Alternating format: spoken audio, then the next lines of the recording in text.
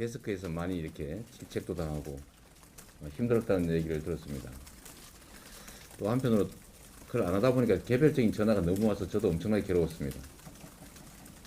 근데 그것도 한쪽만 대답하고 다른 쪽을 대답을 안 하니까 또 문제가 생겨가지고 일체 전화를 안 받았더니 거기서 또 문제가 좀 생겼어요. 근데 뭐 그런 상황적 어려움이 있었습니다. 이제는 뭐 기자회견장도 만들어졌고 또 제가 수시로 여러분들하고 뭐 어떤 의제를 정해서 하거나 또는 그게 아니고 자유롭게 여러분들하고 소통하는 시간을 좀 많이 가지도록 하겠습니다. 뭐 오늘도 그 뭐 몇 가지 의제들이 있을 텐데 제가 다음 일정 때문에 또 이동해야 되니까 적절하게 질문들을 해주시면 제가 드릴 말씀을 드리도록 하겠습니다. 앞으로 이 자리에서 자주 뵙기를 바랍니다. 고맙습니다. 예, 첫 번째 질문 받겠습니다. YTN 송 기자님. 네, 저 YTN 송재인 기자입니다. 우선 초선 의원님들하고 위에서 좀 어떤 말씀 나누셨는지 비공개 자리에서 그것도 좀 궁금하고요. 특히 현안 관련해서 이탄희 의원의 뭐 선대위 직책 반납을 비롯해서 선대위에 대한 실신 요구가 잇따르고 있어서 뭐 후보님은 현재 선대위에 대해서 어떻게 판단하고 있으시고 또 개편 구상도 직접 하고 있으신지 여쭙고 싶습니다. 첫 번째로 우리 그 초선 의원님들 당의 혁신 쇄신을 추구하는 초선 의원님들하고 모임 내용은 아마 이따가 별도로 브리핑하죠. 우리 의원님들. 네, 이탄희 의원이 브리핑하게 되어 있습니다. 별도로 브리핑을 할 테니까 참고하시고요. 어쨌든 기본적인 취지는 우리 더불어민주당이 국민들의 압도적 지지를 받아서 중앙 권력과 지방 권력에 이어서 이제 입법 권력까지 이제 완벽하게 가지게 됐는데도 불구하고 실제로 기대한 만큼의 성과를 내고 있느냐, 또 국민의 목소리에 대해서 기민하게 반응하고 있느냐에 대해서 실망들이 상당히 많은 것 같다는 공통의 인식을 했습니다. 앞으로 어떻게 더불어민주당이 이제 국민들의 주권 의지를 기민하게 반영하고 또 정치개혁, 또 당의 혁신이라고 하는 그 과제들을 잘 수행해낼지에 대한 그런 의견을 제게 말씀해 주셨습니다. 저 역시 우리 당이 지금까지 많은 노력을 기울이고 성과도 냈지만 국민들이 기대하는 만큼 더 빠른 혁신, 또 더 많은 혁신을 또 해내야 된다고 보기 때문에 함께 의지를 모아서 정당 혁신 또 정치 개혁이라고 하는 큰 과제를 좀 성과 있게 수행해 나가자, 이런 말씀을 나눴다는 말씀드립니다. 아까 선대위 얘기했나요? 네, 선대위 문제는 뭐 여러분들이 보시는 것처럼 우리가 이제 원팀 또 통합 이런 과제 때문에 또 정말로 많은 사람들이 함께 해주셨고 그게 이제 좋은 측면도 있는데 또 다른 측면으로는 이제 속도가 매우 좀 떨어진다. 반응이 조금 이제 예민하지 못하다. 그런 지적들이 있는 것 같습니다.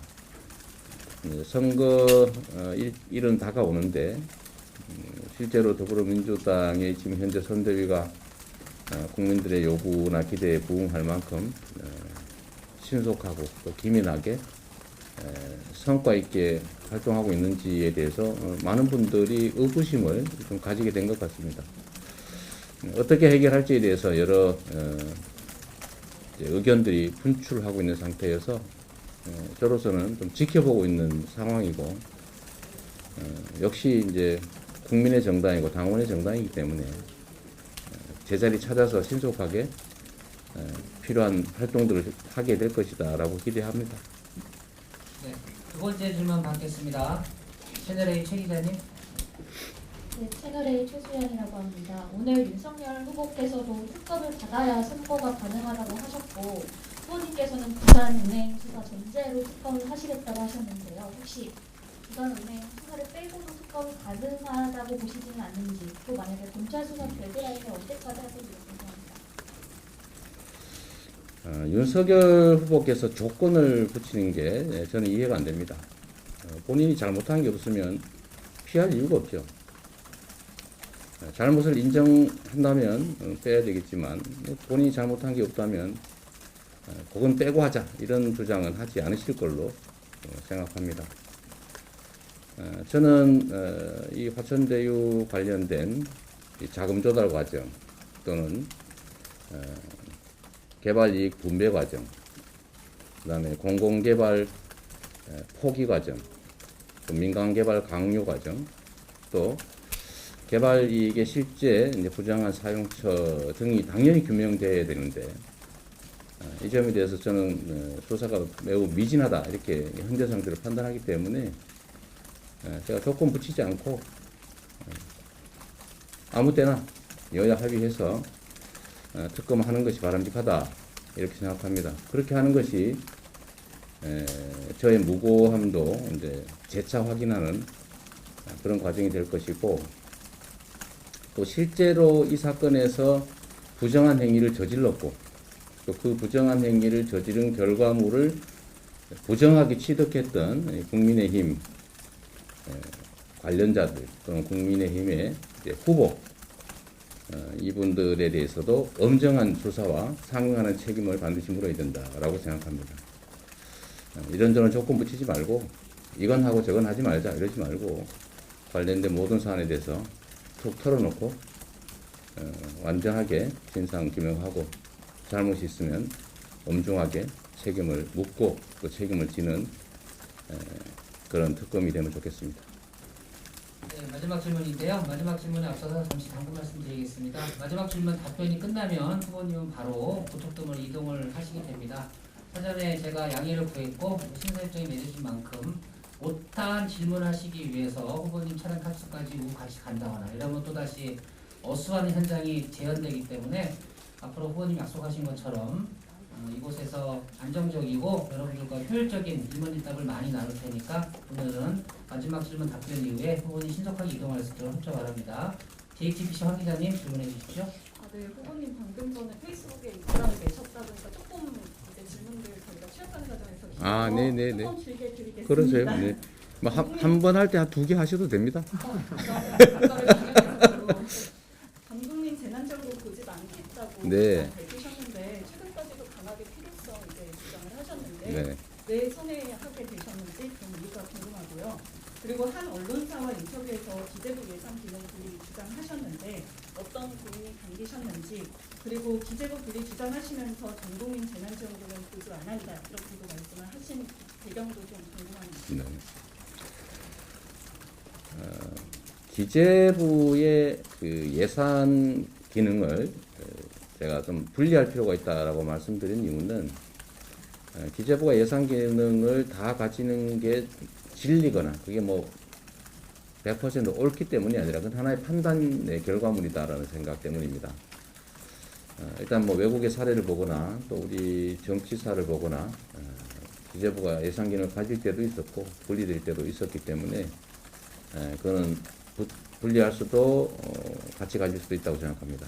다만 지금 현재로는 특정 현안 때문이 아니라 이게 각 부처의 자율적인 정책 수립 집행 기능을 제한할 만큼 사실상 다른 부처 위에서 다른 부처들 지배하고 통제하는 그런 상황까지 갔다는 판단 때문입니다.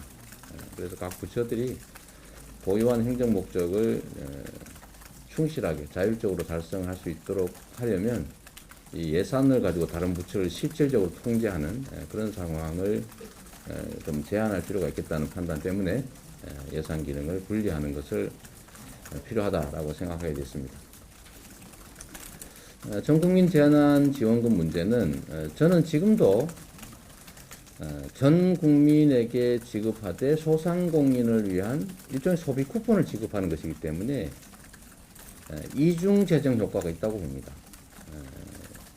소상공인들도 실제로 우리에게 현금 지원하지 말고 국민에게 소비 쿠폰을 지급해서 매출을 올려달라고 공식적으로 요청하고 있습니다. 그런데 왜 굳이 그 소상공인 지원받는 당사자들조차도 원하지 않는 방식을 고집하는지를 이해할 수 없어서 어차피 우리는 다른 나라에 비해서 그 재정 지원이 너무 작았기 때문에 추가 재정 지원이 필요하고 그 중에서 이중 효과가 발생하는 방식이 소상공인도 지원하고 국민의 가계소득도 지원하는 효과가 있는 전국민 지역화폐 지급 방식이 좋다고 생각했습니다. 그런데 저의 설득력 부족일 수도 있고 뭐 여러 가지 요인들도 있을 텐데 또 예산 심의 절차상 문제, 또 야당의 반대 문제, 정부의 입장 뭐 이런 여러 가지 요인들 때문에 오히려 신속하게 지원해야 된다는 이 대의가 전국민 재난지원금 때문에 훼손될 수도 있겠다는 우려가 됐습니다. 저는 전국민 소비 쿠폰 지원 방식이든 아니면 소상공인 또는 뭐 피해 업종에 대한 선별 현금 지원이든 또는 손실 보상이든 어떤 형식이든 간에 신속하고 과감한 지원이 필요하다고 봅니다. 그런데 지원 대상이나 방식 때문에 지원 자체가 지연되는 것을 저는 바라지 않는다라는 말씀을 드리고 싶은 것입니다. 그래서 저의 주장 때문에 선별적인 또는 뭐 제외된 업종에 대한 또는 추가의 지원이 지연되지 않도록 제 주장을 접고 정부와 야당 그리고 당이 신속하고 또 과감하고 폭넓은 지원을 할 수 있도록 하는 게 맞겠다고 생각했습니다. 더구나 초과세수가 19조 원씩이나 발생했다고 하기 때문에 지금까지 검토한 것 이상으로 피해받는 소상공인과 또는 골목상권 그리고 피해 업종 여러분들이 최저 보상 한도도 좀 올리고 지원받는 보상액 또는 지원액도 좀 올려서 지금 코로나 국면에서 입은 엄청난 피해의 좀 일부라도 신속하게 보전받을 수 있기를 제가 요청드린 것입니다. 네, 감사합니다. 이상으로 이재명 대통령 후보의 기자간담회를 모두 마치겠습니다. 다음 네. 주에도 기대하며 오늘